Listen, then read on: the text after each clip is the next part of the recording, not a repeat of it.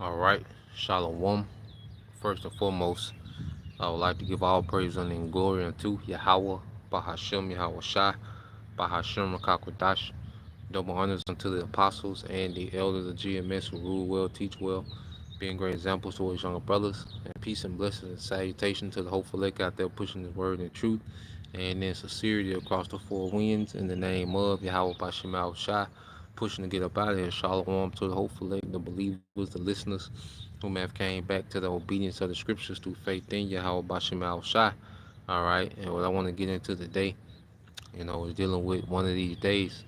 One of these days. All right, and we're coming to a time, one of these days, our captivity is going to be over. Okay, in the beginning, of Esau's captivity is going to begin. Okay, so one of these days, there's going to be a drastic change. All right, in the earth. Okay, as the scriptures say.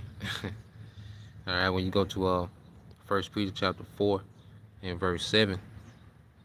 All right, First Peter 4 and 7. It says, but the end of all things is at hand. Be you therefore sober and watch unto prayer. You know, so we're commanded, to be on our watch. We're watching, all right, for this great change that's getting ready to come in the earth, man.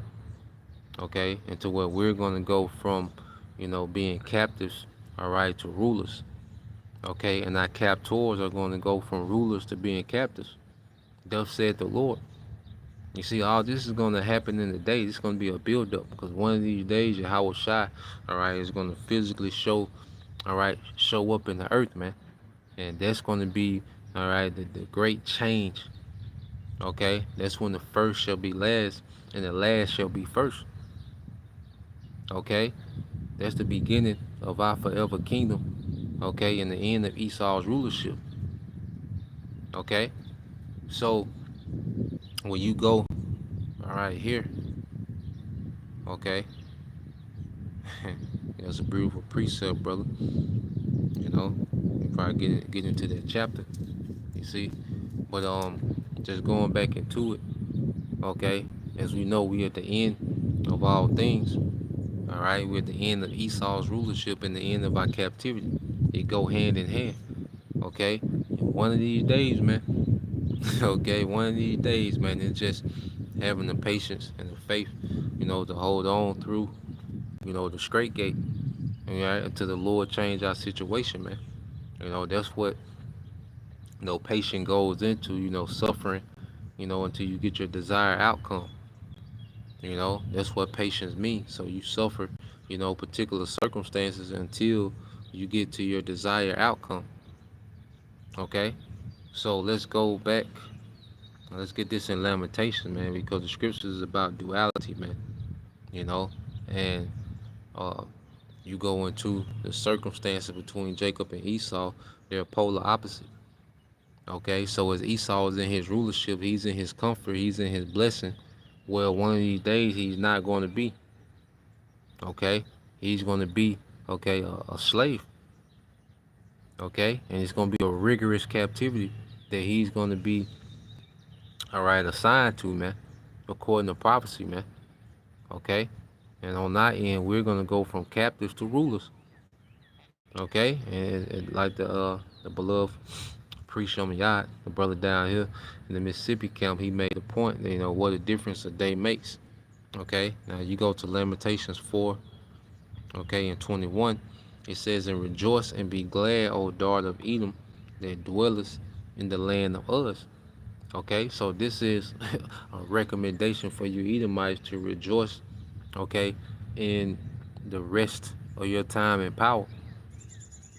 Okay, because this is it. You'll never have any authority, you'll never have any comfort again after this. So it will be wise for you to make the most of it, you Edomites to make the most of it. Okay, because one of these days, these comforts, Edomite privilege that you've enjoyed, for so long, it'll never resurface in the earth again. All right, you won't have one comfortable second after your kingdom, okay, is over, man. When Yahweh Shai comes and put an end, all right, to your reign and to your rulership, you Edomites will never have any comfort, man. Not one day of comfort, man. Even on the Sabbath, you're going to be recovering from this rigorous labor, man. Okay? You're not going to get any good night's sleep. Okay? You ain't going to be, see, even in this captivity, Jay get to kick it and, grill and hang out in the club. See, you won't have any of that. Okay? It won't be no NBA 2K for you in the captivity you got coming, man. Okay? You're not going to have a millisecond of comfort, man. Okay? And one of these days, that's going to be a reality for you devils, man. Okay? So reading on, it says, rejoice and be glad, O daughter of Edom, that dwellest in the land of Uz. The cup also shall pass through unto thee. Thou shalt be drunken and shalt make thyself naked, man. Okay, so that cup of captivity, the cup of the curses, the cup of poverty, these things are going to be transferred to you Edomites, man. And we're seeing the transition now. Okay, as your kingdom is being dismantled. Okay, as your elites, try to, what they say, build back better. So they dismantle this old world order in attempts to revive, to try to reestablish themselves through this, technocracy. Okay, you low tier Edomites are suffering now. Okay, and this is just the beginning of your 1,000 years of suffering. Okay, under our rulership, man. Okay, well, all you will be is a laborer. Okay, you will be a laborer. The bulk, all right, the burden of labor, all right, is going to fall on you heathens, and the bulk of that labor is going to fall on you Edomites, man. Okay, so reading on, it says the punishment. Now this goes into us, man. The punishment, okay, of thine iniquity is accomplished, O daughter of Zion. He will no more carry thee away into captivity. Okay, you read this in the NLT, it says, "Oh, beautiful Jerusalem, your punishment will end. You will soon return from exile." Okay, but Edom, your punishment is just beginning. Soon your many sins will be exposed, man. Okay, and see, America being destroyed, World War III, they're just the beginning of this devil's punishment, man. Okay, this man has 1,000 rigorous years, man. Okay, of captivity. Okay, we're gonna get a lot of labor hours out of Esau, man. Esau is gonna break all our records when it comes to captivity, man. Because right now we hold the record for the worst captivity. Okay, but Esau is gonna break all our records as far as captivity, hours worked. Okay, weight lifted. Okay, fewest hours of sleep. Like Esau is gonna break all our records in the kingdom, man. Okay, it's gonna be a great transition. One of these days, the Lord is gonna transition. Okay, everything that we see in the earth. Even you go to this parable. Okay, this is Luke 16 and 19. All right, it says the rich man and Lazarus. All right, with Esau, Edom being a rich man and Lazarus being Israel in this captivity. It said there was a certain rich man, all right, which was clothed in purple and fine linen and fared sumptuously every day. Okay, and this is Esau, man, and mainly these elites. Okay, because these devils, have reached wealth. Okay, that few have reached, man. Okay, they created a system where the world's wealth flows to them. Okay, to where money is not even a thought with these men. Okay, and it says, and there was a certain beggar named Lazarus, which was laid at his gate full of sores, man, and that's us, man, in this wounded condition, full of sores. Okay, in the position of a beggar. Okay, every Israelite is a beggar in this man's kingdom, man. No matter how much money you got, guess what? You're a beggar. Okay, because the things that these men had to do to receive, these guys that have, a bunch of money. Okay, they still are considered beggars because they're still getting the crumbs. All right, as the scripture is going to go into. Okay, You gotta think, man. You get there's no telling what these men have to do on a daily basis, man, to maintain their wealth. All right. I remember that billionaire had Mick Mills, bunny hopping around the tennis court. Okay, while he was talking to him crazy, man. All right, you best believe the more money that our people have, all right, and the more that they're in a position of a beggar, because Esau can end that shit when he want to. Okay, so no matter how high a nigga think he get, he's still in the position of a beggar in this society, man.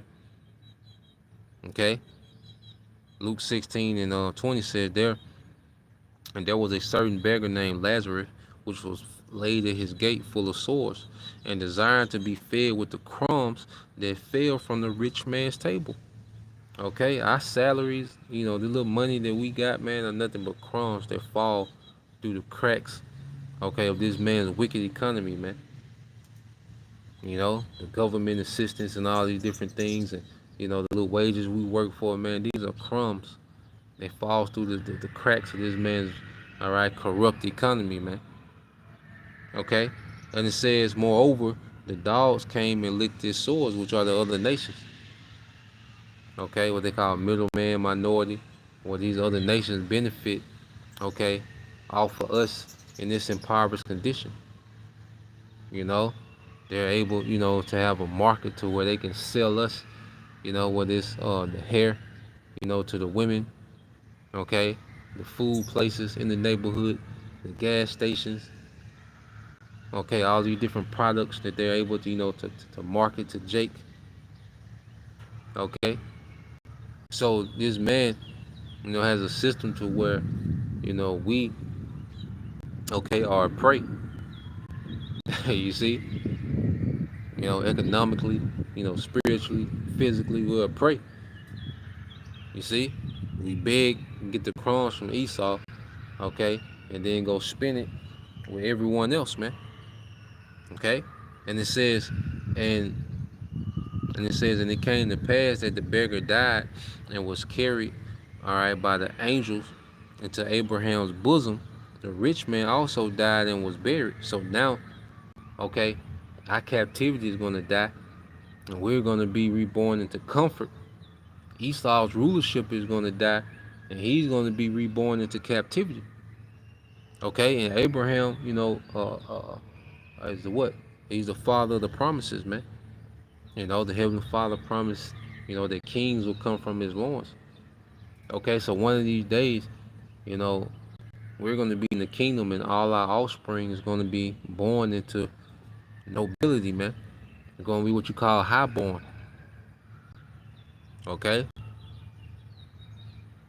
And one of these days, Esau, his descendants, they're just going to be born into captivity, man, just as we was born into captivity.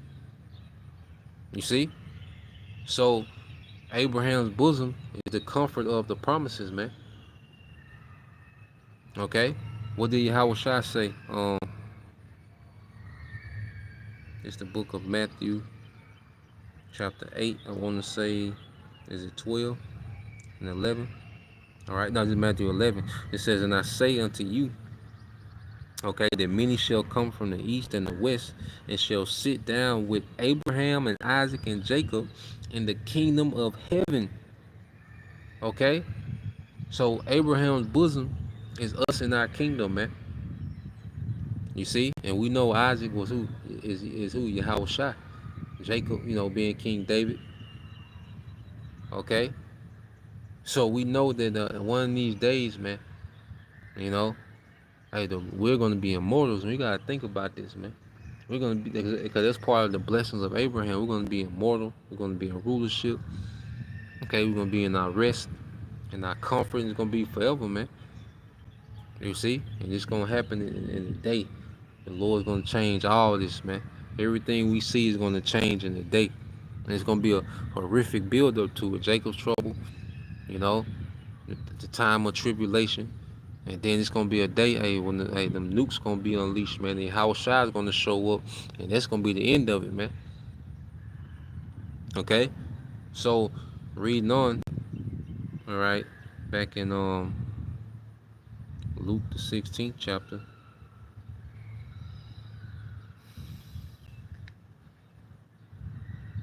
All right. It says, and there was, all right, and I just got a news break that Putin just started his offensive, okay, to their retaliation. All this is leading to that day. You know, as the Lord said he would put hooks in the jaws of Gog and Magog. Well, God, all right, which is Magog, you know, go the land of God, which all that's Russia, modern day Russia, okay, which we know that this is the end of this man's kingdom, okay, when America and Russia finally, all right, face off in this third world war, okay, which is going to be sparked by, you know, these small hats in Iran, okay. So we did all these things, you know, is leading, okay, to one of these days, man, this kingdom is going to fall. We know what this war is leading to, okay? And this is Esau's captivity. See, everything that's happening is leading to Esau's captivity and the rulership, all right, of Israel under Yahweh. Everything that we see happening, man, okay? It says, um, and it came to pass that the beggar died and was carried by the angels to Abraham's bosom.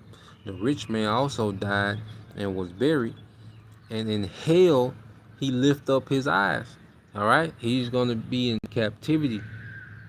He's gonna be born into captivity, man. One of these days, Esau will have no perks or privileges or authority in the earth, man. He's just gonna be the bottom of slaves in our kingdom. All right, he's gonna be overworked constantly. Okay, he'll never have a moment's rest. Okay, and he's gonna be under the curses as we had to endure the curses, man. So he's gonna lift his eyes in hell, which is a condition in this context, man. Okay? In hell he will lift up his eyes, being in torments, and see Abraham afar off and Lazarus in his bosom. Yeah, he's gonna witness us in our rulership. Okay? So while this man is the hand and feet, okay, of our kingdom, he's gonna witness us in our rulership, man, and that's gonna be a torture to Esau himself. The nation that he hates are now immortals, man. Something that he wants more than anything, man. That's gonna be a torment to Esau, man. The nation that he hates the most are gonna be immortals and in rulership, man. That's gonna be a torment to the devil, man. Okay, the Most High gonna put it in his face, man.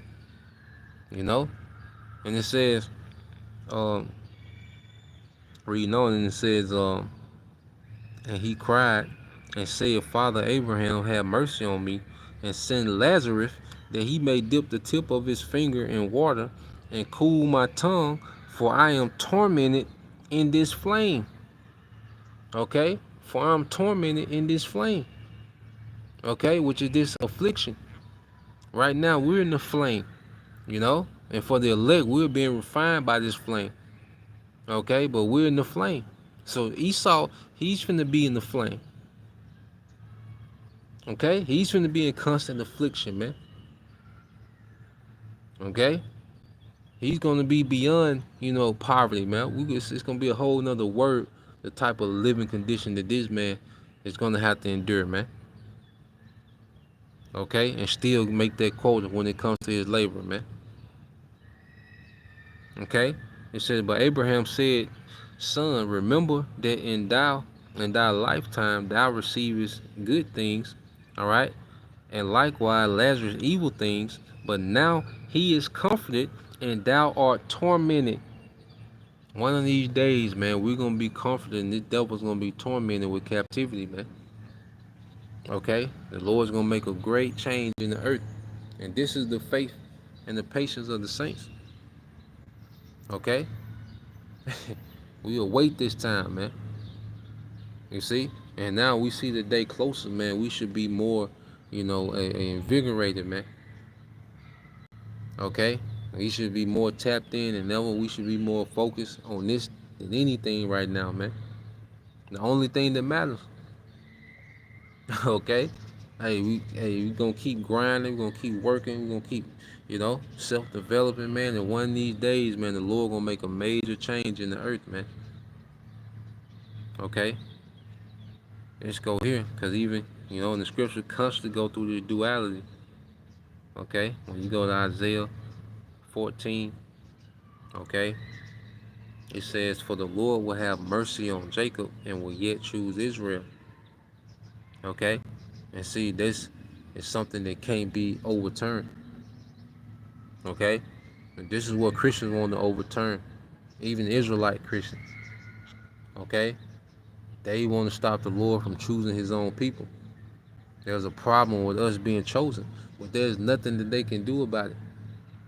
Okay, and one of these days we're not gonna have to, prove and you know go into the breakdown showing who we are. No, it's gonna be obvious, man.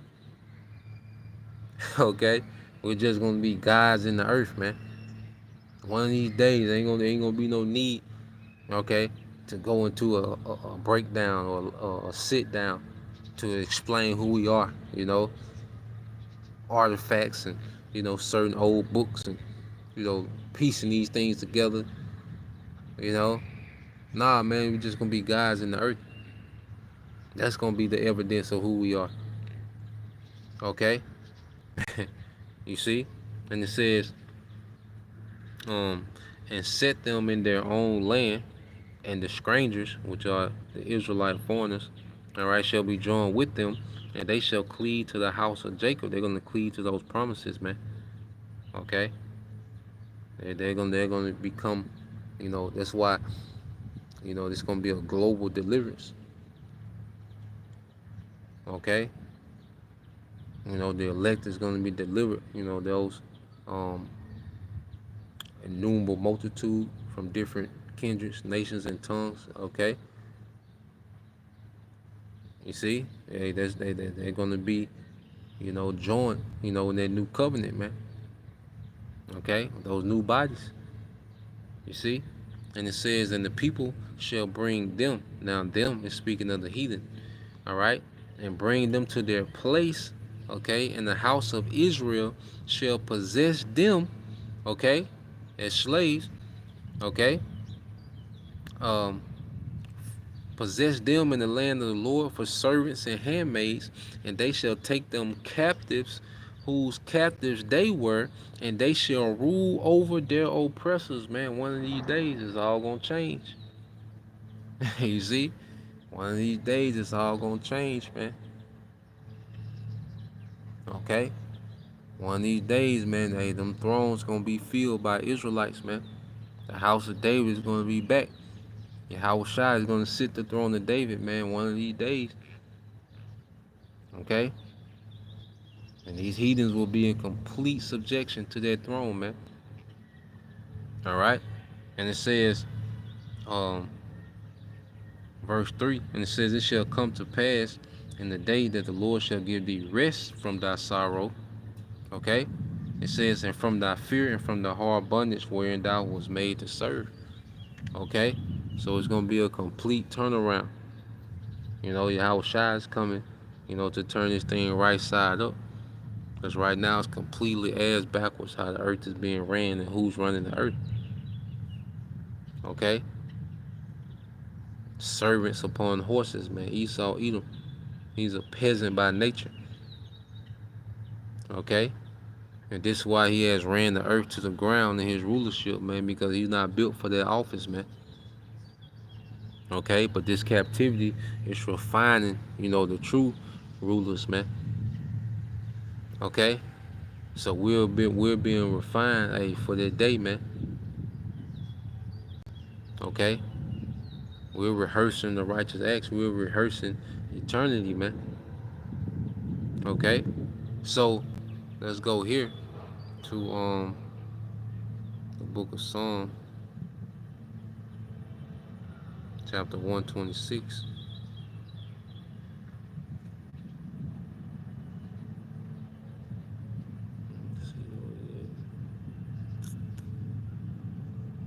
It's the book of Psalm, chapter 126. It says, "When the Lord turned again the captivity of Zion, we were like them that dream." And it's gonna be like we've awakened from a terrible dream. And for Esau, it's like he's gonna be awakened from a beautiful dream, because his new reality is gonna be a nightmare. Our new reality is gonna be paradise, man, and rest, righteousness, abundance. Okay, Esau's new paradise is gonna be, Esau's new reality is gonna be a nightmare. So it's gonna be like us awaking from a terrible dream. Okay, this captivity. You know, and this devil, it's gonna be like he woke up from, a beautiful dream into a nightmare, man. Okay, and it says, then was our mouth filled with laughter, and our tongue was singing. They then said they among the heathen, the Lord, all right, the Lord have done great things for them. Okay, the Lord have done great things for them, because right now, our people are a mockery. Okay, a reproach. What scripture say, a nation not desired.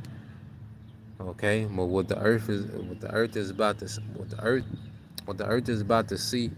What the Lord is going to do with his elect, with his people, man. Beginning with the elect.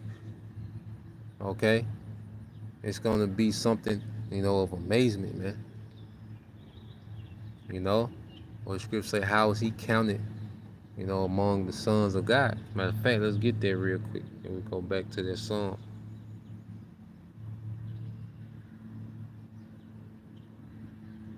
So you go to Wisdom of Solomon, chapter 5, and we start at 1.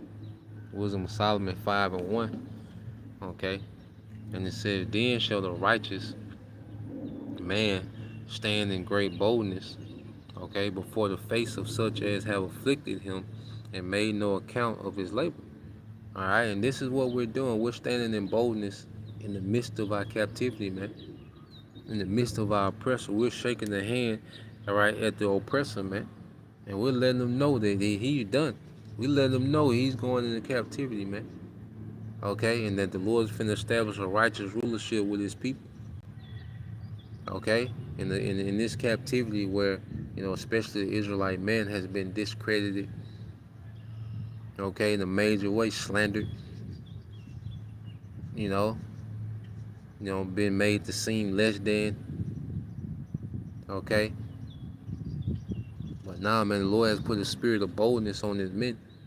Okay, in these last times. All right.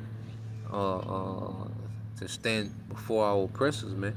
It says, when they see it, they shall be troubled with terrible fear, and shall be amazed with the strangeness of his salvation so far beyond all that they look for, man.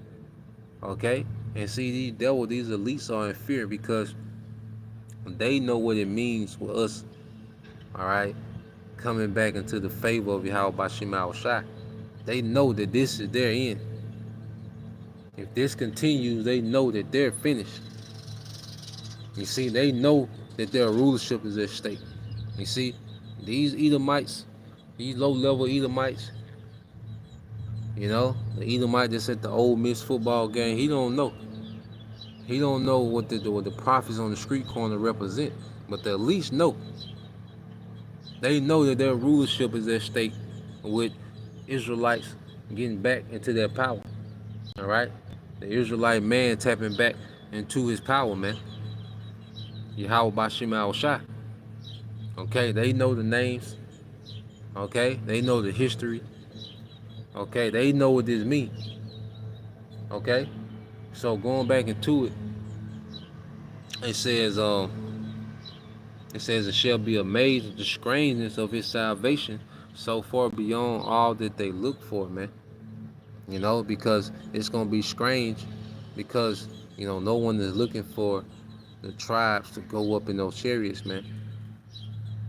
Look at now. You look at the Northern Kingdom. They're just looked at as migrants. Okay, workers. Cheap labor.